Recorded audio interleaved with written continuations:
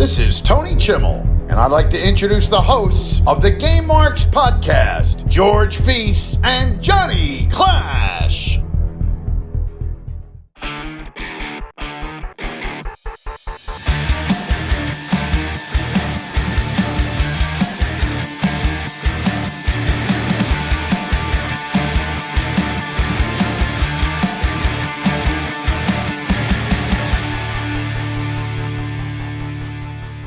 Welcome to the Game Marks podcast, where each and every week we take a deep dive into the good, the bad, and the awesome of all things video games.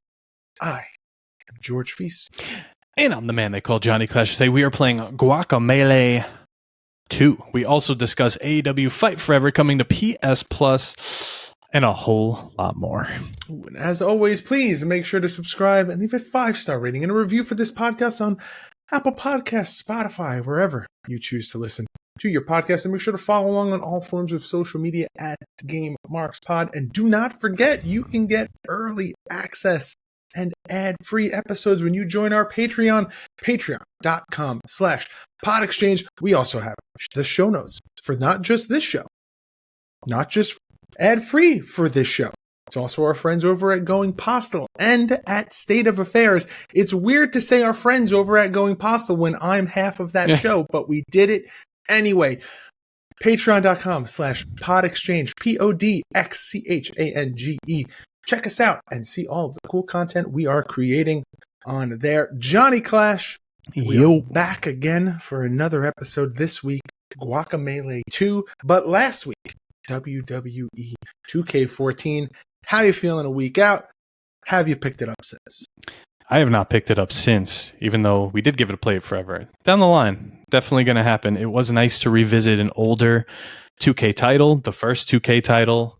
It was just cool to see the roster at the time, what they went with as far as like the interface, how the roster was a little differently laid out, especially what we have now.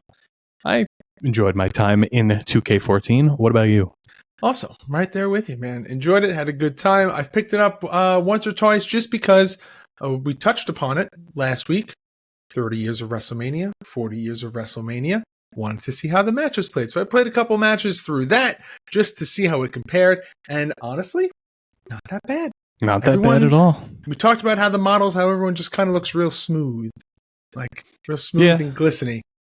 That's the only big difference. The models don't have a lot of texture to them, but you know what? For what it is, for the age, still a very fun game to play. Highly recommend you guys going and picking up that game. But let's talk about AEW Fight Forever coming to PlayStation Plus. All right. There's a lot to lay out here. First of all, the game's almost at a year. We said last week, once that year comes, it's going to be towards the end of the month. We're going to be doing a live episode on YouTube where we cover this game so we could all hang out and all talk about it together. All right, so there were rumors when this game first came out that it was going to be on the Game Pass, and everyone was like, great, that is fantastic, that sounds good. You know, a lot of people were skeptic about the game. They still are, and that would have been a good way to just make people happy that they weren't really paying for the full price game and, seeing what happens from there. But that didn't happen. It was a full release. They have hit us for every single charge since, whether it's Samoa Joe or character or some music tracks. You're getting hit for money. You're getting battle passes. You're getting seasons. You're getting DLC. It's so all over the place. And now they're just saying like, hey, we're almost a year in. We got your money. It's coming to PS Plus. So PlayStation members who have PS Plus, I used to have it when I was a PlayStation guy. Same. It's just free. Is it going to come to Game Pass eventually? I don't know, maybe. But after you put all that money into this game, especially if you're a PlayStation user, now it's all just coming to you free? What are you getting exactly? Are you getting the full release with everything to date? I don't know. So I always feel like that's the double-edged sword, is that they're doing this because, it's an easy way to get some new players in there. Some people will check out the game, get the player count up. But at the same time, if you do something where it's a full release, where it's all of the... It does say base game. Okay, so if it's just base game, I think that's okay. You do? I mean, don't know. What do you think about the new Call of Duty? Day one. You can't compare apples to oranges here. Oh, no, but I'm just saying, but like, it's another game that is, has a, it has a longer lineage. So I would almost think that people would be more up in arms about Call of Duty coming day one. I don't think so, because it's day one. This isn't coming day one. This is coming a year later. People already put money into it. That's coming day one, but it's a brand new game. People could sign up to Xbox just to play that. That's true. And that's what they're hoping. There's also the million microtransactions within the game that you're going to want, especially when it comes to Warzone. You're going to want the skins. Yep. You're going to want all that. What are you going to do? Oh, Get this on PlayStation Plus and be like, oh, I need Jamie Hayter, even though I already bought her on my Steam version. I don't know. It's a little ridiculous. It's a little ridiculous if you ask me. It's cool for the next year of the game, for the people maybe coming in, maybe that didn't want to buy the game, that will now have the chance to play it. But if you ask me, people put their money into this game. This should have been in either day one release or don't do it at all. Now let's address another elephant in the room. Adam Copeland coming to the game. Fantastic. We already talked in our Discord how he almost looks better than his 2K23 self, the character model. But the glaring and worst thing they could have done in this trailer, no Metalingus as his music. Now, I don't know if just for trailer's sake they put whatever music. I did notice it was very low in the background and hard to tell. Maybe they were hoping people wouldn't realize. Maybe we'll get the game and it will be in there. Maybe that's what I would say. I'm choosing to remain pleasantly optimistic that may be the case, where they're just like, hey, if we make you think that it's not there, maybe it'll be a silver lining, and you'll be like, oh, okay. They got Metalingus, though. Yeah. I hope for the best, but it's already looking grim. I'll say it's looking grim. Well, we got a couple of weeks. We can just in time for us to cover the full game. As I say, we got a couple of weeks. We'll do that live episode on YouTube. We can air all of the grievances that both of us have about this game, because we're going to cover it live on YouTube, and we're going to do it in depth, live playthrough, everything. So brace yourselves, John. What did we say that we're going to announce the recording date for that on our social media? Yeah, it's going to be probably the last week of, I don't know. We'll figure it out. We'll figure out a good time. Well, stay tuned to our social media at GameMarksPod on all forms of social media, and you can, if you want to be a part of that, that's all you got to do. But with that, John, are you ready to take the plunge into this week's deep dive as we cover a sequel to a game that we both love the first one of, Guacamelee? Let's do it.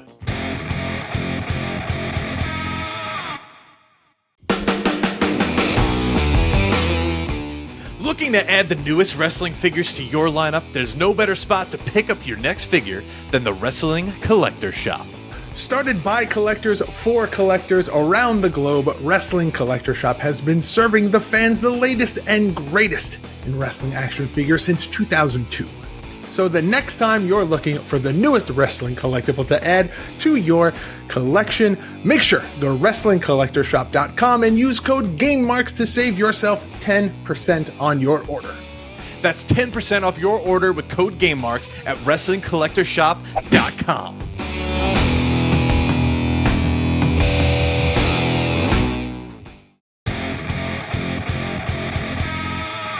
All right, the deep dive brought to you by our friends over at Wrestling Collector Shop. You just heard the ad. Go and use code GameMarks to save yourself 10% over at WrestlingCollectorShop.com. And courtesy of Wrestling Collector Shop, we give away a figure each and every week. Last week, it was an Elite LA Knight. John, what are we giving away this week? This week, we are giving away an Elite 106 Sami Zayn. Now, if you've won a prize before, all the packages have been sent out. Be on the lookout in the mail. They were coming to you now, but Sami Zayn could be yours. All you have to do is head on over to Instagram, find the pinned post with this week's episode on it, follow the directions, which is just to follow us and tag 2 friends, and you are entered to win thanks to Wrestling Collector Shop. And that's a pretty damn cool Sami Zayn figure, if I don't say so myself. Damn good figure. Yeah, very cool. All right, Guacamelee 2 released August 21st, 2018 for the PC, Xbox, PlayStation, and Switch, developed by Drinkbox Studio, published by Drinkbox Studio. Other games in the wrestling world in 2018, you've got Fire Pro Wrestling World, King of Sports, New Japan Pro Wrestling, and WWE 2K19. Now, this is obviously the sequel to a game that John and I both loved, Guacamelee 1, which is available in the archives. If you're listening to this episode and you haven't listened to that one, Double play forever. We want you to come back. Go listen to that episode, then come back and listen to this one, because we're going to cover stuff that won't make sense if you didn't listen to the first one. So we'll give you context in that game, then you come back here, you get even more context, and you have a great time. John, let's talk about this game, because the number one thing that we both said in the first game, and it was the first thing that we said in our playthrough available over on our YouTube channel, is how pretty this game is. It's beautiful. Whoever did the artwork, I'm sure we could find it very easily, was over the top. It is just so nice. It runs so smoothly. The way your character even moves and walks, and the transitions between moves and text, everything is perfect. The colors, the lighting, the different worlds you enter, the little parodies they put in the game with the little fake posters like He-Man, etc., are all just top notch. Let's do the description for the game here. Evil chose the wrong day to double dip. Head back to the Mexiverse in this long-awaited sequel to the smash hit Guacamelee. Uppercut your way to victory across stunning new handcrafted levels, featuring a dense and colorful world, new luchador moves, sassy new bosses, twice the enemies, and 300% more chickens. It's just what we need. And we did mention when we loaded up the game, it bears a striking resemblance and just kind of familiarity to Nacho Libre. The world, the humor, it's all there. I don't know if that's an inspiration for this game, but they do kind of go hand in hand here. It's pretty cool. The gameplay is, like George said, so cool. You start off with, right away, this beautiful menu screen that's just colorful and bright, very easy to navigate, cool animations behind it, some nice music. And now what they're telling you is there's new moves here, like the Eagle Boost, the Pollo Shot, and more add to Juan's arsenal of combat and platforming abilities. We already mentioned there's more chickens. They were a big part of the first game. New power important for Juan's chickens. Ridiculous chicken-based platforming, combat, and exploration. More chicken than you'll ever be able to handle, probably. Just something a little ridiculous there. And then another feature, the grander scale. Bigger maps, twice as many enemy types as the first game, and a roster of eccentric new bosses. This was the thing that I liked the most, was that when they say grander scale, they mean everything. It's not just like everything is suddenly like a Metroid boss where it's, 2 or 3 times the scale. That happens, and that's great, and it's beautiful, and it's so well done. But there's also the world itself has more depth. There's more. I don't want to use graphic terms and be like they like the layers and the way that they set this up, but literally it's that. Like, you look at the background and there's multiple layers of stuff. Like, it's such a great depth of field, I guess is the right word, where they really do fantastic world building. Yeah, it gets to a point where you're maybe just in a house, but then it also goes to like this gigantic, just big open world with things flying up top, look like little Tetris pieces, and everything is just so nice. It reminds me of a game that would have been a nice Flash game back in the day, but even more well done. There was one part where you go in the underworld. I don't remember the exact name of the world. It reminded me exactly like Trek to Yomi, because it was black and white, had the same art style. Limbo. Yeah. Which is a direct reference to the game Limbo. Yeah. They have the spider from Limbo and everything. It's See, it's the subtle little things that just make this game so beautiful. I love it. Now let's talk about the story, though. So when you load up right away, you jump into the game. There's 3 save states, I think, because there's going to be stuff you miss. It's like every Metroid-verse platformer ever. You might want to 100% it. You might miss some things. You might want to go here, back. You might just want to do the story. There's a slot for everything. It brings you into the ending of Guacamelee 1, but it's a little more reduced. So you're not fighting Kalaka in this gigantic battle. It's only going to take you a few hits, and you're going to relive the story that way. That's something I haven't seen very often in games, and I kind of like it because you do forget. And I'm one of those guys, even when a sequel to a movie comes out, I need to watch the first one before I watch the second one. And just like a short little third, recap. fourth, even like a season of a show, like The Boys is coming out next week. I'm probably going to watch the entire thing again just to remember where I was at.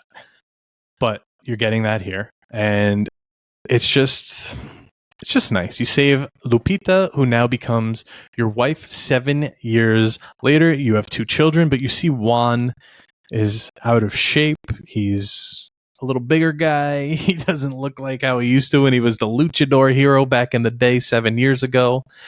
He goes out to find avocados, and it just sucks him into a new world. A black cloud appears in the village, and the Mexiverse is now in danger once again.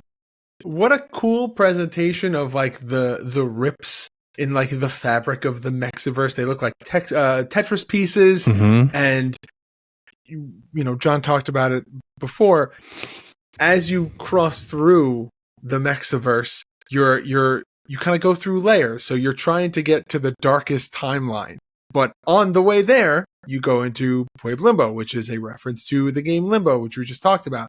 But then there's also movie posters where there's, which ones did we touch on before? There's He-Man and Skeletor. There's Black Panther. There's one that just says Sasha, which Clash thought was a reference to Sasha Banks. I was just saying. I know, but you said it. So. There's so many like little Easter eggs. Oh, there's one where they do references to other games. There's a River City Ransom reference, a Battletoads reference, or no, Double Dragons. It was Triple Dragon. Triple Dragons. Yeah. But it's those little things that, as you go through the game, that eagle-eyed fans may pick up on it. Like, hey, that's a reference to another game that I know. Yeah. I like those little Easter eggs. It was cool. It was cool getting from point A to point B because of all of that. Now, Ue Shivo is a little goat, but he's actually your mentor. He turns into a little Rafiki from the Lion King looking fella, and he tells you that in this timeline, you're kind of dead. You and your wife are dead. You go by your house. There's a headstone, and it says Juan's house, but you're not there, obviously. You were killed by Kalaka. Now, Salvatore has become corrupted by his mask's power. This is who defeated Kalaka. He seeks 3 relics to access the sacred Guacamelee and become all-powerful. Collecting the relics destabilizes the timelines and threatening the end of the Mexiverse. Ooh. So now you reunite with your good buddy Tostada from the first game, and you travel to stop Salvador, but Salvador reaches the sacred Guacamelee. So now what? Juan defeats him. What does Tostada do as soon as you reunite? Kills you, right? She tells you to close your eyes, and then she knocks you out. But it turns out that she actually had to kill you so that you can gain access to the mask.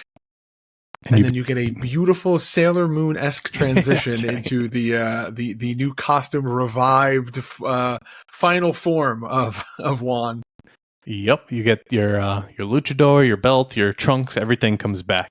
Now, you finally defeat Salvador, you get the mask, you kill him, timelines are restored, you save the Mexiverse, but Juan can't return to his timeline. He recalls El Otro Mundo and connects all timelines and leaps back before they close. Now, there's a couple endings. In the normal ending, Juan's family waits for years until he returns, but in the true ending, Juan follows the Holy Hen's advice, removes his mask, and immediately finds the correct portal, reuniting with his family without any delay. So there's a happy ending in the end. Sorry for spoilers. This came out years ago, so, whatever. I think it was a very fun game, and it's definitely worth playing the story. But, George, do you want to get into characters, the roster? Let's take a quick break, and then we'll come back, and we'll do that.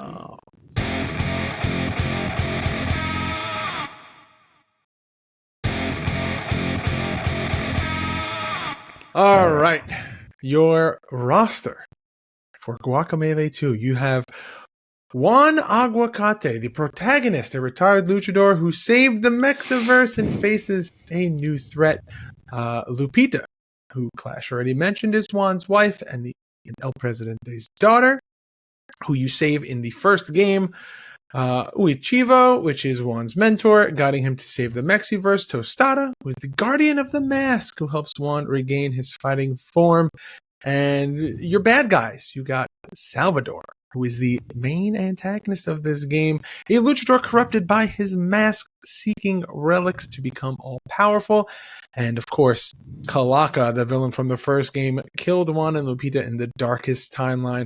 And then this is the most important part, because you can love the main guys, you can love the bad guys, but we all know the best moments in a lot of these video games come from the supporting characters. And in here, you've got 300% more chickens, all led by the Holy Hen, a mystical figure from the Chicken Illuminati. His crucial advice for the one true ending. You have El Muñeco, who is Salvador's underling opposing Juan, and Cascarona, another of Salvador's underlings who adds additional challenges. And, John, help me with this last one. Zope y Acuerdo. Another underling with a unique role.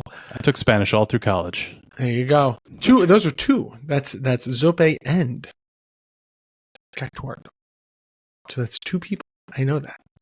I learned. I also took very basic Spanish. Great. Now, John also talked about his kids. You have Juan and Lupita's children. And that's really, they are the guiding source throughout this whole game. They are, it is the end goal throughout the entire game is to get back to Juan's family.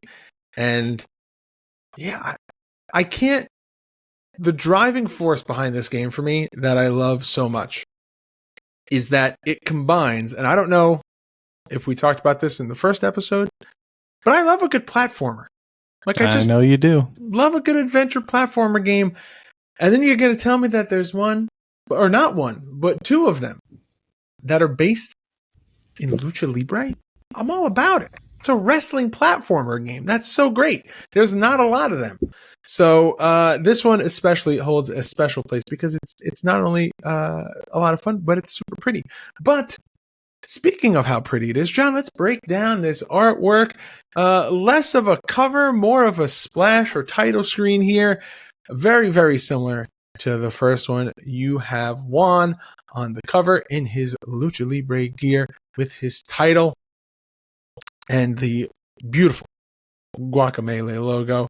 Punching that skeleton face, that skull, which you see many times throughout this game. Oh, yeah. It's the first bad guys you fight are little skeletons. So yeah, and your son says, "Daddy, you beat those skeletons," or something like that. Bright colors are, man, the color scheme for this game. Everything is done with such precision, where the dark colors have such beautiful, bright pops of color that even when you're in a setting that is supposed to be dark or like a candlelit room or the basement of like a dingy basement where you're like beating up barrels and stuff, there's still something within that you're just like, this is still somehow pretty to look at. Like I'm supposed to be in like a dingy basement, but the art style for this game is so pretty that it works.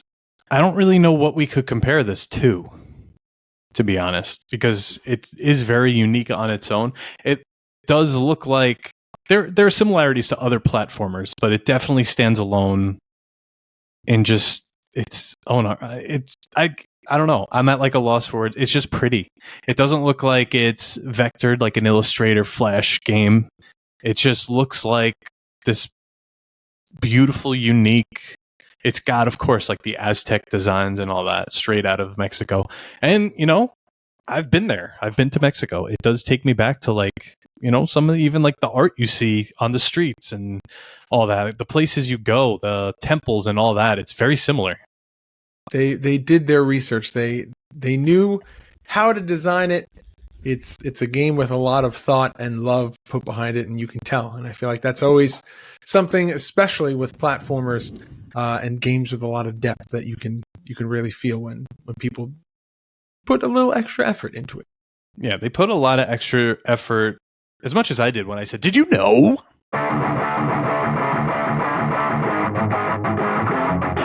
Did you know the team prototyped new moves for Juan, but kept the original ones as they were more intuitive?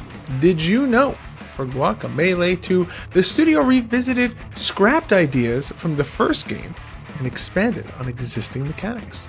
Did you know the game was nominated for Control Design 2D or Limited 3D and Game Franchise Action at the National Academy of Video Game Trade Reviewer Awards? Now, the cool part here, we actually do have a big list of ratings and review here because it is a modern game. But before we do that, I want to know if there was a Guacamelee 3, if it was in production or anything like that. The most I could see here is in the Guacamelee thread on Reddit from 3 years ago, someone asked. And they said, currently it is not in production from the article interviewing Drinkbox studio head from 5 months ago. They just stated Guacamelee 3 is not off the table, but there are no plans right now. They're working on a new IP, just as they did after Guacamelee 1. So there's always a chance. Could happen. Never say never. The latest update I'm seeing is from 2022, and there's still nothing. In 2023, someone said, I think Guacamelee 3 is coming. I get the gold edition for free on Steam, and now we're releasing it free on the other store. I love the game, and it deserves a trilogy. That's true. Sometimes they do release the older games before a new one is coming. So maybe in the next couple of years, you never know. It would be nice to play. But, George, I want you to sit back. I want you to relax. It's been a long day. I want to hit you with some R&R, some ratings and reviews. I am ready to go. Metacritic for PC an 84, PS4 an 83. What is NS? Nintendo Switch 87, Xbox One an 85. Those are all out of 100, so all pretty even. Destructoid gives it a 9.5 out of 10. Game Informer with an 8.75 out of 10. GameSpot with a 9 out of 10. IGN a 9.3 out of 10. Nintendo Life an 8 out of 10. And Push Square an 8 out of 10. Oh my goodness. Now on Steam, it is considered very positive with over 2,000 reviews. One of the last reviews says it is recommended. If it ain't broke, don't fix it. Guacamelee 2 is more of the same, and that's a great thing. And I agree. Now, you could still get this. So what you're saying, it's a great game. People like the game. They very much like the game. That's and you could still buy it. It's still available on Steam, and I did see it still in the Nintendo store and the PlayStation store. I guess I'm sure it's not on next gen. You might have to be on the older consoles for it, but on Steam it is $19.99. You could also get the complete bundle, which has some soundtracks and a bunch of other stuff for $23. And then you can get the complete Drinkbox Studio bundle with all of their games for $93. Now that's I'm not really sure. 1, 2, 3, 4, 5, 6. There's about 10 games in there, if not even more. So sometimes those are great deals. 10 items. So that's a pretty good deal. But if you're into these kind of games and you want more, even though there's no Guacamelee 3 coming, maybe you want to fill that void, go check it out. I mean, who knows? Who knows? I hope for it. But George, we kind of alluded to it already, but right now, it's time to rate the game. The game!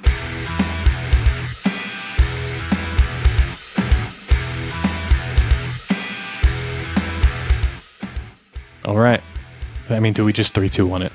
Just like last week. 3, 2, 1. Play it forever.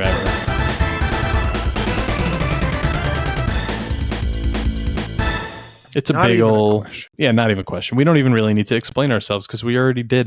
It's a pretty game. Feels good. Now, I played on a controller. It says when you load up recommended on a controller. It is a lot easier. But my first playthrough was on a keyboard. It also wasn't that bad. So There you go. once you get... not that many buttons. Something for everybody. It works.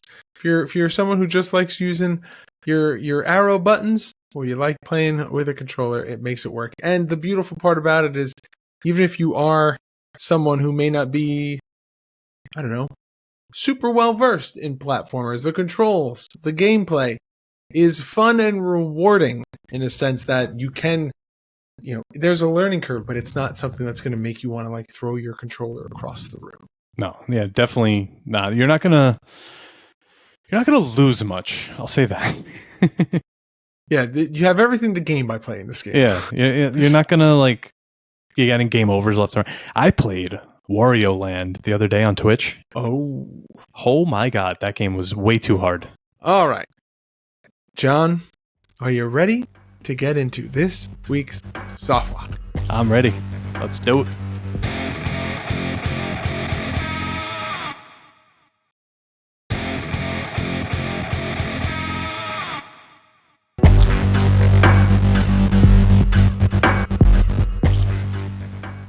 All right. Soft Lock is a segment where one of our mega marks on Patreon gives us a question to answer a topic to debate. It's a question of the week with a fancy name. This week, it comes from, the man that's hanging out with us in the recording in the chat right now, Soups. And Soups' question is, you have to pick an iconic video game character to become a real-life wrestler without picking Zangief, King, or Mike Hager. Who has the it factor to be the GOAT? King was gonna be my choice, so. So does that mean, since he's here in the chat, we can ask him this. Does that mean we're not allowed to pick any other characters from Street Fighter? Well, Tekken? Why would you? You know? Like what? You know, like maybe just don't. Kaneko Man. Yeah, like let's just not go with those. We can make it a little. Like we're not going to say like, Mike Tyson from Punch Out. Non-wrestling, non-fighting game. Yeah, like I'm not going to see Joel or Ellie. Like those would be my number one choices, just because I love them game. But I wouldn't see them in a wrestling game. I would love. See, this is another blurred line. Marcus Phoenix from Gears of War had a Batista depiction, but I want like original Marcus Phoenix teaming with the Coltrane in their Gears of War gear as the new Road Warriors. Oh, that's a good one. That's real good. Ooh, this is gonna take a little bit for me. Oh, who else? Duke Nukem, Lara Croft. Duke Nukem, Lara Croft is a good one. Man, this is tough. I mean, Wario could be like the next. I was gonna say, Mario and Luigi would be good, like as a jokey little comedy duo. Yeah. What about trying to think if there's any like Star Wars characters that we can bring in from specifically from video games, but I feel like Cal. I feel like the main point of Star Wars is like the lightsabers and the Force and the gun. You're not doing any of that in wrestling. No. One of my first ever wrestling shows, Darth Vader was there. It was like a fair outside, and Darth Vader was walking around, and we wanted him for a spot so bad to do like choke all of us without choke, like we're all up in the air, but he wouldn't do it. I got one low-hanging fruit. Surprised I didn't think of this. Solid Snake. There you go. Kratos. Oh, Kratos. He's already wearing trunks pretty much. What about Doom Guy and Master Chief as a tag team to go against? I was going to say Master your Gears Chief. Of War team. I was going to say Master Chief, but what are you going to do? The Paramount Plus version where he takes off the helmet? No, I'm just imagining like full costume team versus full costume team. It's full costume Gears of War versus Halo and Master Chief and Doom Guy. I don't know about that. It's just chaos. Yeah, but I like that question. The options are endless, but yeah, I had to go to the Google to get some inspiration for that one. That was a good one, Soups. Yeah, let us know which iconic video game character you would want to see as a real life wrestler somewhere on the internet. But George, you want to know what we're doing next week? I would love to know what we're doing next week. We're going to open up a Q&A. Me and you are going to sit here. Maybe we'll crack open a brewski, a little beer. It's been a while. We're just going to shoot the shit. We're going to talk about video games, talk about wrestling video games like we normally do, and just answer some questions and hang out. Maybe someone will pop in. I don't know. Have a good time. Idea. Been a while since we've done a Q&A. Yeah, change it up. Very, very excited to do it.